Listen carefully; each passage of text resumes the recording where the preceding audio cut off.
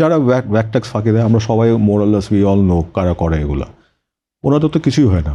একটা লোক ধরেন কাস্টমস হাউসে for example, it's 24 hour operation, 24/7। হ্যাঁ, আমি যে কোনো সময় গিয়ে আমার কোনো একটা ইস্যু হলে আমি যাতে একদম মানে দায়িত্বপ্রাপ্ত কারোর সাথে কথা বলে জিনিসের সমাধান করতে পারি যত দ্রুত সম্ভব সময়। কিন্তু ওখানে আনফর্চুনেটলি কিন্তু ওরকম ইয়ে নেই, মানে উই হ্যাভ টু ওয়েট যে উনি রুমে কখন আসবে, কখন আসবে, আবার সার্টেন টাইম ওনার অনেক কাজ থাকে। তো এরকম delegation of authority different hands, হ্যাঁ আমরা ফ্যাক্টরিতে যেভাবে ইয়ে করি এফিসিয়েন্সি যেভাবে আনি, ওনাদেরও কিন্তু এই লিমিটেশনগুলো কিন্তু রয়ে গেছে।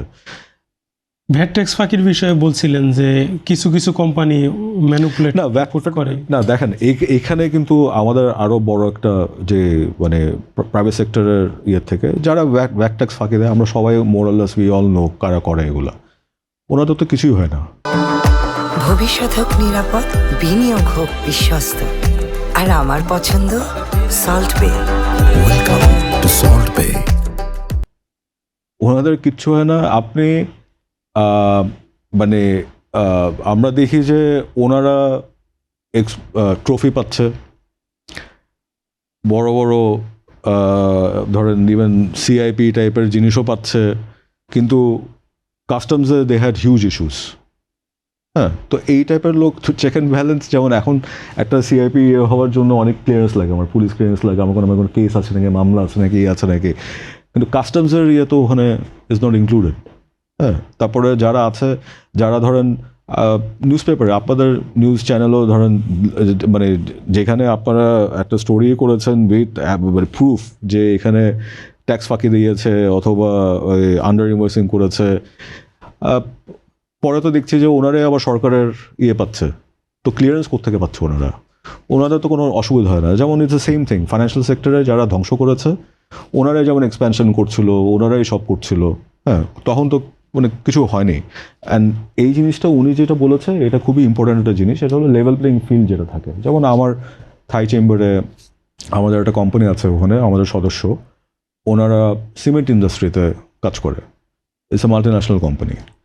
এখন ওনারা আমার কাছে একটা জিনিস এনেছে যে ক্লিংকার যে দাম, যেহেতু ওটা মাল্টি ন্যাশনাল কোম্পানি ওনারা আন্ডার ইনভয়েসিং করতে পারে না, they have to go by the books. ওনাদের যে কস্টটা এখন বিক্রি করছে it is doesn't make sense. তার মানে ইন আদার ওয়ার্ডস এখানে ধরেন অন্য যারা আছে ওনারা এটা আন্ডার ইনভয়েসিং করে নিয়ে জিনিস আমদানি করছে, র মেটেরিয়ালটা, ওটার জন্য ওনারা ওই দামে বেচতে পারছে।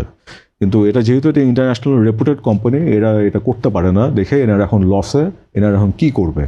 তো এই টাইপের জিনিস এটা একটা বড় একটা সমস্যা, কিন্তু একটা বড় সমস্যা। এটা এইখানে কাস্টমস হ্যাজ টু বি একটা মানে ইকুইটি অ্যান্ড জাস্টিস বলবো, ট্যাক্স জাস্টিস, বিজনেস জাস্টিস এখানে বড় একটা ভূমিকা রাখতে পারে। কিন্তু আনফর্চুনেটলি আমরা দেখি যে কেন ওনারা বাকি যে কোম্পানিগুলো সবাই তো ব্যবসা করছে বাংলাদেশে, তো ওনারা ওটা ওই প্রাইসে আনলো কেমনে করে?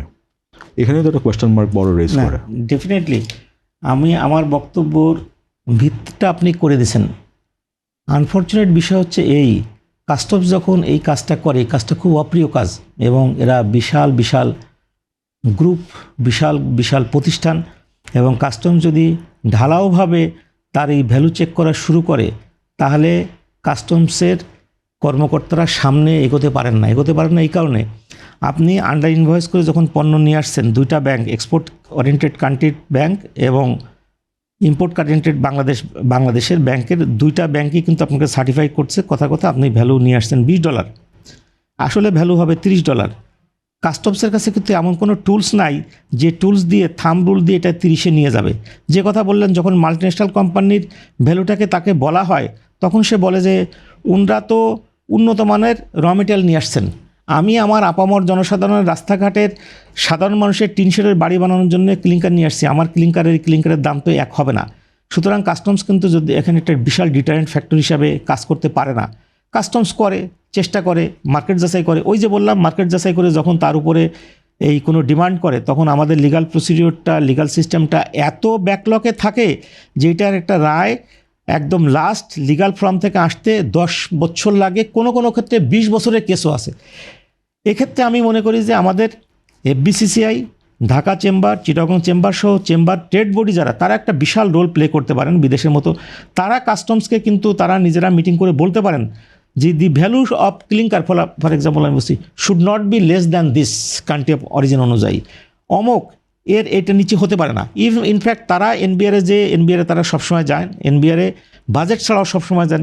ট্রেড বোর্ড যদি আগে আসে তখন কিন্তু কাস্টমসের জন্য কাজ করা সঠিক। আর উনি একটা বললেন যে ওদের কিছু হয় না, যাদের কিছু হয় তারা কিন্তু তথ্যটা লুকায় রাখে। কাস্টমস এবং ভ্যাটে কিন্তু রেগুলার ভিত্তিতে মিসডিক্লারেশনের ভিত্তিতে মামলা হচ্ছে, কিছু কিছু ক্ষেত্রে তাৎক্ষণিকভাবে অর্থ রিয়েলাইজেশনও হচ্ছে যখন তাদের ব্যাংক অ্যাকাউন্ট ফ্রিজ করা হয়। কিছু কিছু লোক এই ঝামেলা এড়ানোর জন্য টাকা দিয়েও দিচ্ছেন। তবে আমি মনে করি যে এখানে কাস্টমসের পাশাপাশি কারণ ট্রেড বডি কিন্তু একটা বিশাল সংস্থা, ট্রেড বডির লোক যদি বলেন যে অমুক র মেটেরিয়ালের দাম ইন্টারন্যাশনাল মার্কেটে এরকম, তার নিচে এরকম হওয়া উচিত না, তাহলে এটা কিন্তু কাস্টমসের জন্য খুব সহায়ক ভূমিকা পালন করে। তো যাক, এনিওয়ে আমি মনে করি যে কাস্টমস একা এই কাজ করতে পারবে না, এর সাথে ট্রেড বডিকে করতে হবে, আরও যারা স্টেক হোল্ডার আছে তাদের করতে হবে, বিভিন্ন অ্যাসোসিয়েশনকে গ্রুপকে করতে হবে, যেটা উন্নত বিশ্ব করে। সেরকম যদি করে তাহলে কাস্টমসের কাজ অনেক সহজ হবে। কারণ ইন্ডিভিজুয়াল লোক ব্যবসা করে ওনার ব্যবসাটা নিয়ে উনি চলে যাচ্ছেন, যিনি ফাঁকি দিচ্ছেন সে আর কাস্টমস একা যখন লড়তেছে তখন কাস্টমসের পক্ষে কিন্তু ট্রেড বডিরা কিন্তু আগে আসে না। আনফর্চুনেট বিষয় হচ্ছে এই, আমার দীর্ঘ 31 বছরের চাকরি জীবনে আমি দেখি নাই কোনো মিসডিক্লারেশন বা আরএনজি সেক্টরের যে ফাঁকি, এই ফাঁকি ধরার জন্য তারা আসেন। আমি ইন্ডিভিজুয়ালি যখন অনেককে প্রশ্ন করেছি, রিকোয়েস্টও করেছি, উনি বলেন যে এন্ড অফ দ্য ডেতে আমরা বন্ধু, এটা আমাদের দায়িত্ব না, আমরা জানি উনি ফাঁকি দেন, আপনি ধরেন, আমরা সামনে কিছু বলতে পারবো না, বরং ট্রেড বডির হয়ে আমরা আসি যে তাকে আপনি আন্ডারটেকিং নিয়ে মাল ছেড়ে দেন, ব্যাংকারনি দিয়ে মাল ছেড়ে দেন। কারণ আমাদের অ্যাসোসিয়েশনে তাদেরকে প্রতিদ্বন্দ্বিতা করে টিকতে হয়, ভোটে টিকতে হয়। অন্যদিকে কাস্টম যখন আসে তখন প্রথমেই একটা কথা আসে, আপনি ট্রেড ফ্যাসিলিটেশনের বাধা দিচ্ছেন। কারণ আমি বলতেছি এটা $30, আমার হাতে তো ওই থাইল্যান্ডের থেকে যে র মেটেরিয়াল আসতেছে বা ইন্দোনেশিয়া বা অন্য দেশ থেকে আসতেছে তার কোনো কাগজ নাই, ইন্টারনেটে আসতেছেন। ওনারা বলেন যে ইন্টারনেটের প্রাইস হচ্ছে নেগোশিয়েবল। এই চ্যালেঞ্জগুলো কিন্তু ফেস করে এবং আলটিমেটলি যে বললাম যে প্রথমে যায় কমিশনার অ্যাপিলের কাছে, তারপরে যায় কাস্টম ট্রাইব্যুনালে যেখানে 4 জন জেলা জজ বা অতিরিক্ত জেলা জজ এর কাছে যায় বিজ্ঞ হাইকোর্টে, হাইকোর্ট থেকে যায় অ্যাপিলেট ডিভিশনে। এই লিগাল প্রসিডিউরটা একটা বিশাল ইম্পেডিমেন্ট। তবে আমি মনে করি যে ব্যবসায়ীরা যদি আগে আসে কাস্টমসের ক্ষেত্রে কাজটা সহজ হবে। এবং যেটা উনি বলতেছেন ইন্ডিভিজুয়াল যদি হয়রানির অভিযোগ থাকে, আমি আমাদের ক্রেতাদেরকে আহ্বান জানাবো, ইন্ডিভিজুয়াল কেসের ক্ষেত্রে আপনারা কাস্টমসের ওয়েবসাইটে ঢুকতে পারেন, ইমেলে ঢুকতে পারেন। ইমেলে ঢুকে আপনারা যদি কমপ্লেন করেন, আমি নিশ্চিত যে মেজরিটি ক্ষেত্রে কাস্টম যদি সুনির্দিষ্ট কিছু থাকে তাহলে এমনি ঢালাও একটা কথা উনি হয়রানি করেন, ভেগ কথা, আপনাকে বলতে হবে কোন তারিখে আরেকজন ব্যক্তিকে যেই ভ্যালুতে ছেড়েছে বা নিট গ্রসে যেইটুকু ছাড় দিয়েছে আপনাকে দেয়নি, অথবা আপনার কাছে এখন তো আপনার কাছে মোবাইল ফোন আছে, আপনি কাস্টমস পয়েন্টে, আমাদের কাস্টমস 6টা কাস্টম হাউস ছাড়াও বিভিন্ন জায়গায় কাস্টমস পয়েন্ট, অর্থাৎ যেমন ধরেন ভোমরা, সোনা মসজিদ, হিলি, তামাবিল ইত্যাদি আছে, আপনি ফোন নিয়ে যান, ফোন নিয়ে ছবি তুলে দেন। এবং এই ধরনের ঘটনায় কিন্তু এখন এনবিআর যথেষ্ট সক্রিয় হয়েছে, পানিশমেন্ট দিচ্ছে, এটা শুরু করেছে। ইনশাল্লাহ উভয় পক্ষ যদি আগায় আসে তাহলে এই আমরাও চাই যে এই ব্যবসা কমে আসুক। যেমন এখন দেখেন 90% পণ্য চিটাগাং কাস্টম হাউসের, আমি আসার আগে টাইম রিলিজ স্টাডিটা দেখলাম, 90% পণ্য ডে 1 ক্লিয়ার হচ্ছে। আমরা এটা চাই যে উন্নত বিশ্ব যেমন 99%-এর কাছাকাছি চলে যায় সেরকম জায়গায় চলে যাব। সেক্ষেত্রে কাস্টমসকে অটোমেশন আগে আসতে, ব্যবসার যেমন ধরেন আমাদের মাল্টিন্যাশনাল কোম্পানিগুলোর যে কথা উনি বললেন তারা ফাঁকি দিতে, দেখেন তো মাল্টিন্যাশনাল কোম্পানির কতগুলো পণ্য রেডে পড়েছে, মাল্টিন্যাশনাল কোম্পানির কতগুলো পণ্যকে বাধা দিচ্ছে কাস্টমস, ওইখানে অডিট করে ওখানে অডিট হয়, কী পেয়েছে? কারণ তাদের অ্যাকাউন্টিং সিস্টেম খুব স্বচ্ছ, প্রুভ, তাদের ভ্যালু, কোয়ান্টিটি, কোয়ালিটি, তাদের কাস্টমস প্রসিডিউরাল কোড, এইচএস কোডে 99%-এর বেশি কারেক্ট। এই জন্য তাদেরটা কখনো এরকম পড়ে, তারা করে না বিধায় পড়ে না। ইনফ্যাক্ট আমাদের দেশীয় কিছু কিছু কোম্পানি আছে, অথরাইজড ইকোনমিক অপারেটর হিসাবে এখন 10 জনকে অনুমতি দেওয়া হয়েছে, সেটা উনি হয়তো জানবেন।